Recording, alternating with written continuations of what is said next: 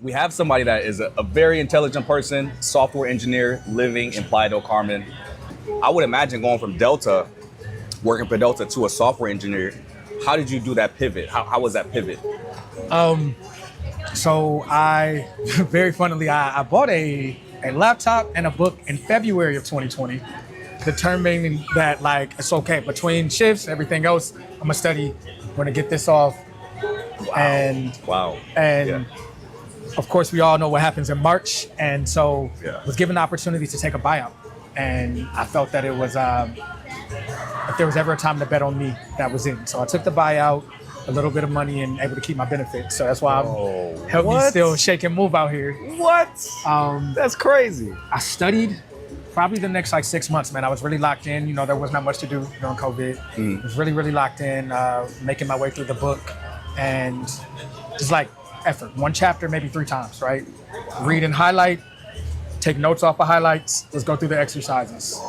And I say that to say that I finished the book doing all of that and was like, I wouldn't hire me, right? So I had to look for like, okay, what is the next step you can take? And community, just like how we connected, I had people that I was like working out with virtually, different things.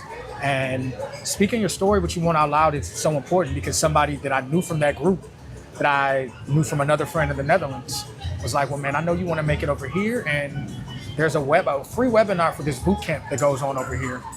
2-hour webinar, how to build like a landing page. I'm like, you should check it out. So I checked it out, was super like, wow, I have something, you know, tangible, that feeling of like, here's an idea and something tangible after.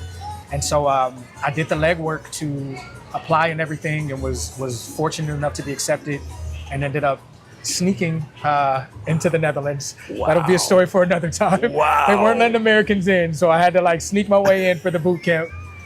But I made my way there, man, and it was a really, really great experience. I was the only American there. Wow. It was 12 weeks, so about 3 months.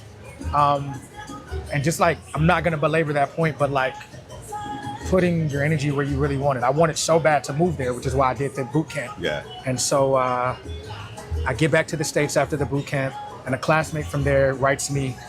It's like, man, I was impressed by, you know, your efforts in class. My wife is a product manager.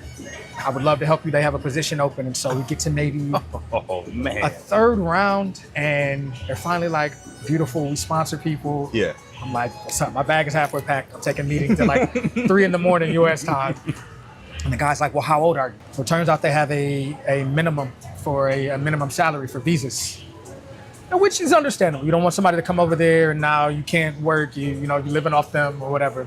Unfortunately, at the age of 30, it goes up very significantly. So I was about 6 months too late for being able to get in the door there. But a beautiful thing about that is, man, they would have had to bring me over at that price.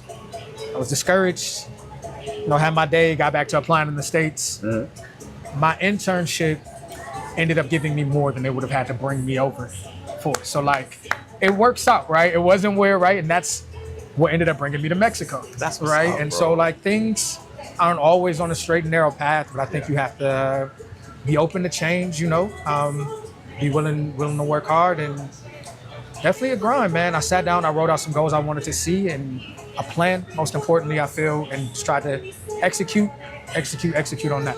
And so definitely was not all straightforward. What was that book, by the way, that you read? It was like basics of Python. It was a Python book. So it's When I Python. researched, I'm like, what is the most popular programming language? Because my whole thing was like, all right, I have flight benefits. Yeah. How can I combine that with some remote work? Wow. And keep this lifestyle kind of going. So I was a Python book, but I highly recommend. I am also, right, anybody who wants to connect, always happy to impart my journey, how I felt like I did what I might do different to anybody that's interested. But I would say, yeah, it's definitely, there are a lot of resources out there.